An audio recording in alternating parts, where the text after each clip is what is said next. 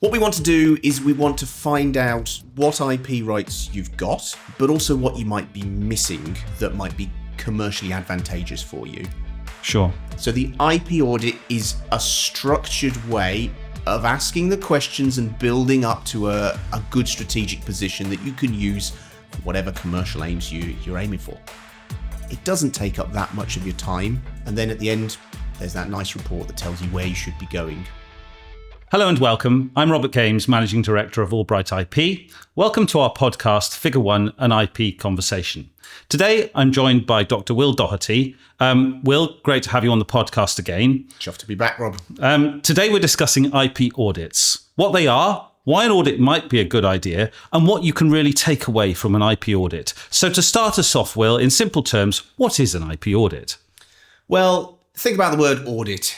It conjures up a lot of thoughts in your mind about accountants coming in, looking at the books, investigating the finances.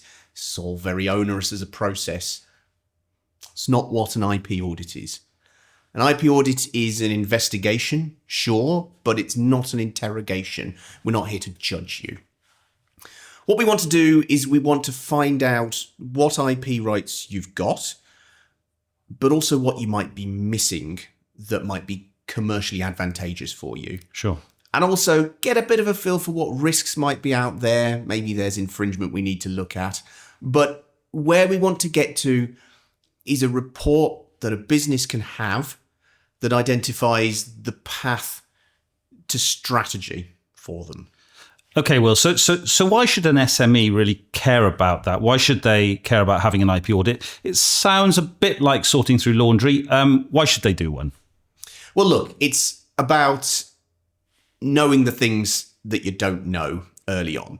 You know, there are lots and lots of questions that get asked in an IP audit, many of them very, very simple, but there's a lot there for an SME to think about.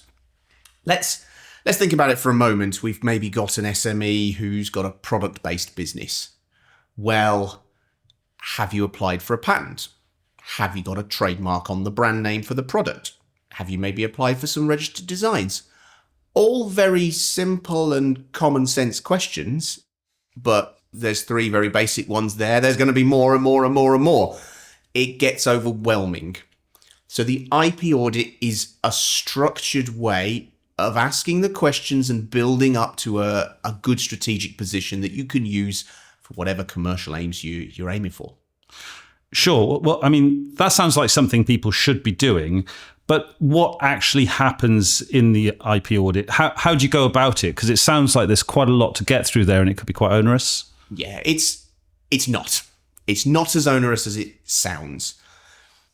Usually we start with a preliminary discovery session. So that might be in person, it might be via a video call, but it's maybe a couple of hours in time.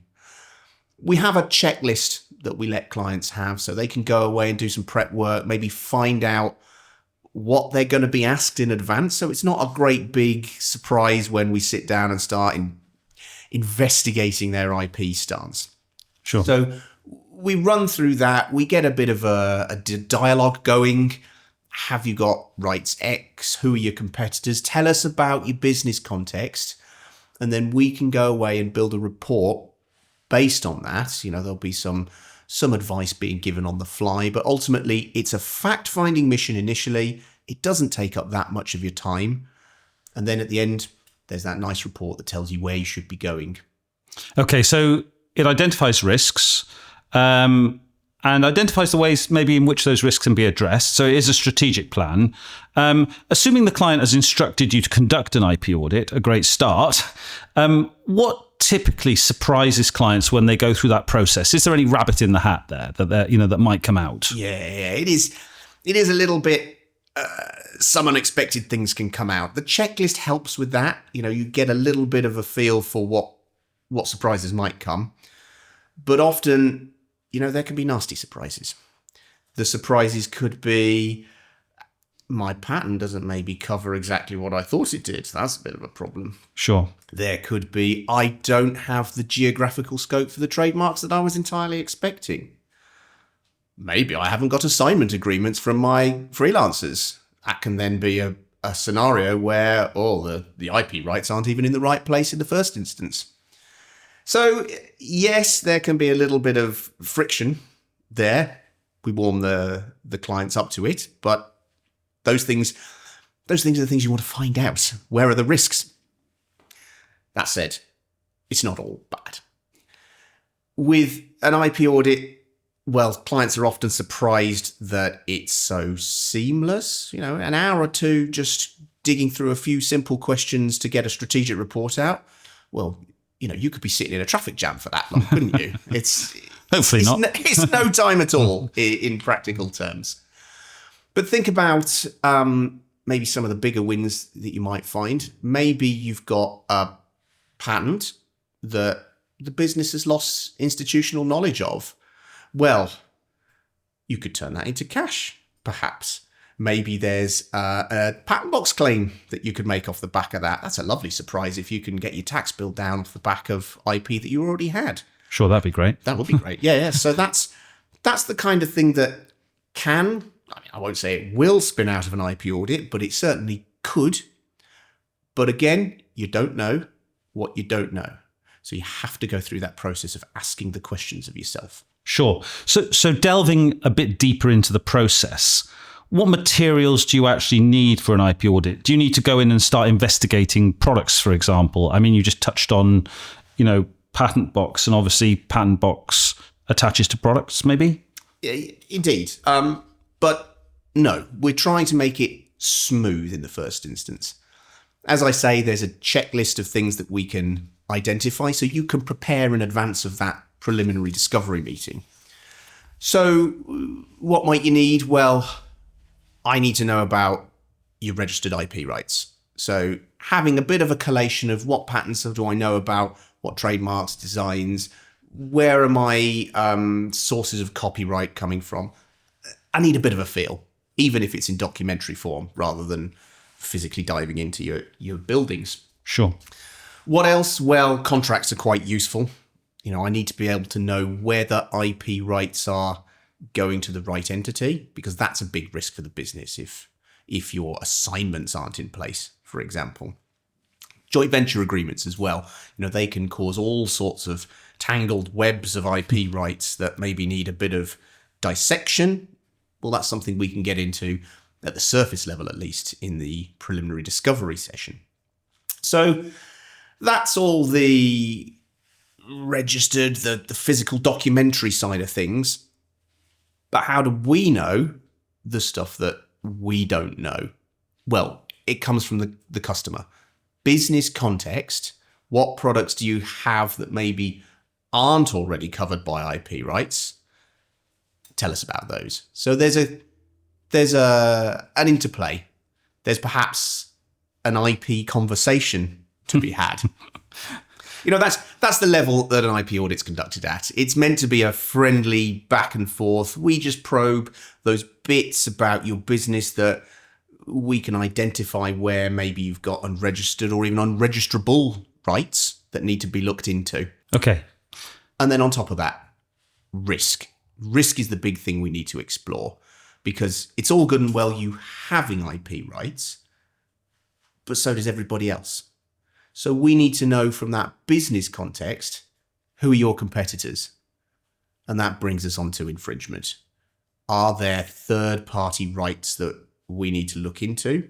How do we know about those? Well, you need to tell us who your competitors are, who might have those IP rights, and then we can start giving you the advice. Okay, so that's going to be client-led, really, isn't it? So the more that they're able to give you about their competitors, about what those risks might be, to build into that plan, the better it's going to look. It comes from business context at the end of the day. You know more about your business than I do. I'm not embedded within your business. You need to bring that information to me. So that means that you'll know the kind of questions that you want to have answered from the IP audit. And that might be infringement-led. It might be, do I have freedom to operate for a new product launch? It might be, can you tell me where I'm going to see risk if I use brand name X, Y, Z variations on a theme? Those are all the sorts of things that we can advise on in an IP audit. Sure. And we touched on it briefly already, but directors of businesses will be concerned that it's a complicated and quite a time-consuming process, and we're all pretty busy, let's face it. So in real terms, how long is it and how involved is it for the directors of a company, say? Sure. I mean, I've said it's a couple of hours. How long is a piece of string, ultimately? It's going to be straightforward for a small business. That IP audit, it's a skeleton document that the patent office has put together. So there's a series of questions that are explicitly designed for small businesses to follow to make sure they've covered all the gaps. For a larger business, well, obviously there are going to be more products to look at. There are going to be more brands to look at. The preliminary discovery session is still going to take maybe a few hours, up to half a day. But what that then does is it puts everything else in sequence. We know where we need to explore further. We know that we need to go away and maybe have a site visit at that point. We know we need to go undercover and find more out about your competitors. Who knows?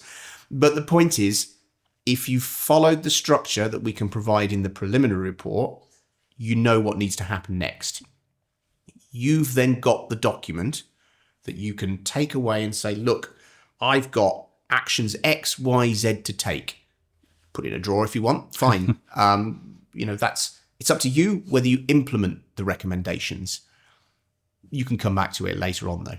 You can find that maybe IP strategy comes from the document and can be almost brought up regularly at board meetings so that you know that it's not just something that I fire and forget. So, Will, it sounds like the audit identifies, gaps maybe at a point in time. So how does that actually feed into the sort of long-term business strategy? Well, yes, it crystallizes in a report exactly what it is missing, maybe at a particular time, exactly what your risks are. But there are going to be strategic recommendations as to how to rectify that. So you might have the outcome that, yes, I need to file more patents, or I need to be much more involved in design filing, perhaps. That's quite a common one that clients find. You might find that you need to do a lot more work on clearance searching, so checking for comparable trademarks that your competitors have.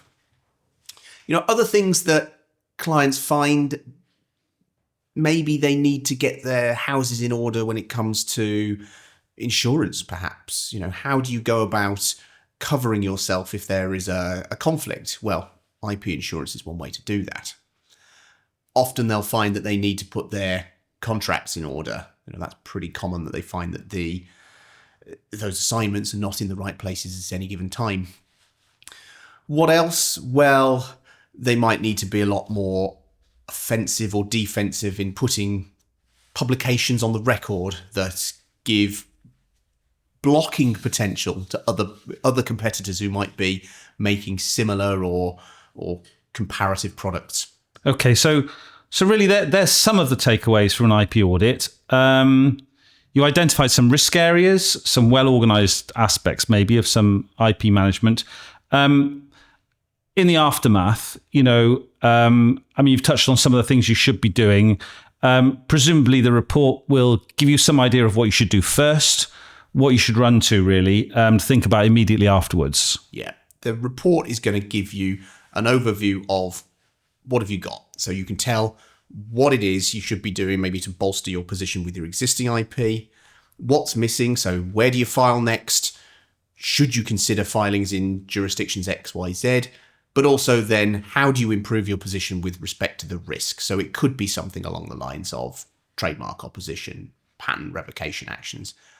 Any or all of those things are listed out in the strategic guidance section of the report. So you've kind of got that bullet list. Bam, bam, bam. These are the things I could be doing to improve my strategic and commercial position. Sure. So is that the main thing that a business owner should take away from our conversation today? Definitely. It's commercial focused. Absolutely. Get your strategy in order so that you can use that in an empowering manner. Get your guys internally to think about IP more and continue the process yourselves. Brilliant. Thank you, Will, for discussing IP audits today. For companies that have a portfolio of patents, designs, and trademarks, clients of Albright IP have free access to our fabulous portal, which can actually help you identify gaps in your protection, enabling you to keep on top of your IP, both in the UK and around the world. It's really well presented. It gives you a map, gives you dropouts. It's a really, really great piece of kit, and it can be quite useful, especially after an IP audit has been conducted. Thank you for listening to Figure 1, an IP conversation, and I look forward to you joining us next time. Thank you.